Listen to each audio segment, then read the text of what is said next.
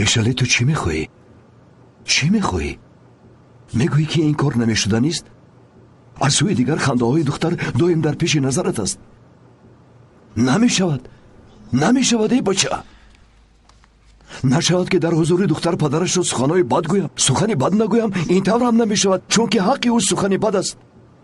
چی گفتنم را نمیدانم. من به این دختر چی گویم؟ چی گفتنم را نمیدانم.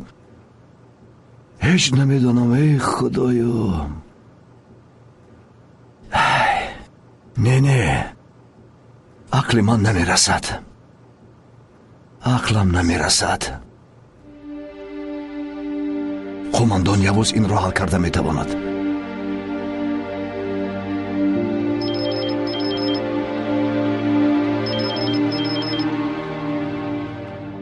گوش میکنم کشانلی.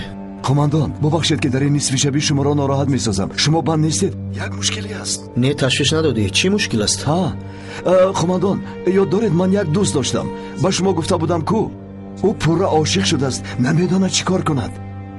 سر و کلابه‌اش رو گم کرده است. خب من حاضر با استخوانم میروم، تو هم با اونجا بیا. خداوند با شما عمری دراز دهد. حاضر میایم قماندان. کشانلی چی مشکلی داشته است؟ رفته او رو گوش میکنم.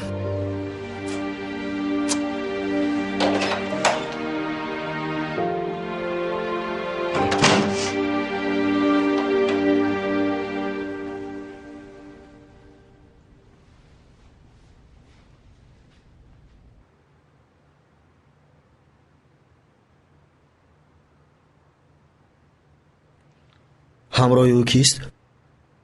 کدامش قماندان همین؟ بله. یاوری لیندا است. ایدی. نامی پرش رو گفته نمیتونم، خیلی دراز است. او در اروپا در اگنتی اطلاعاتی کار میکند. وقتی آخر خبرهای لیندا رو او پخش میکند. او را میشناسی؟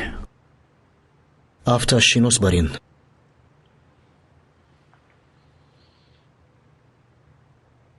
کشانلی آمد.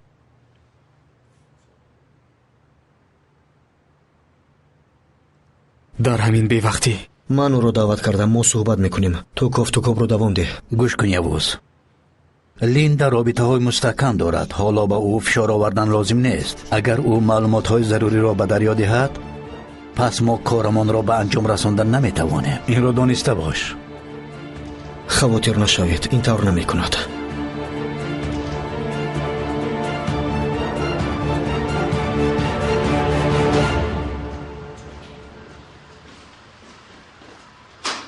کشانلی؟ قماندان خوش آمدی، بیا. تشکر قماندان. گذر. آخرین مراتبه در عملیات محبسخانه با هم واخورده بودیم. گمان میکنم که ما در همه عملیات ها با هم باشیم. سوال میکنم که قماندان یوز در کجا باشد، ولی چون با حجره های سلاح ها نظر میکنم میبینم که آنجا خالی است. زیاد واهمه نکن قماندان. در هر شوخی قطره از جدیت است. اوه، سخنها که بزرگان دردمون هم بزرگ ها؟ راستش رو گویم مشکلی به نهایت بزرگ است. خب من قده ها رو پر کنم. چگونه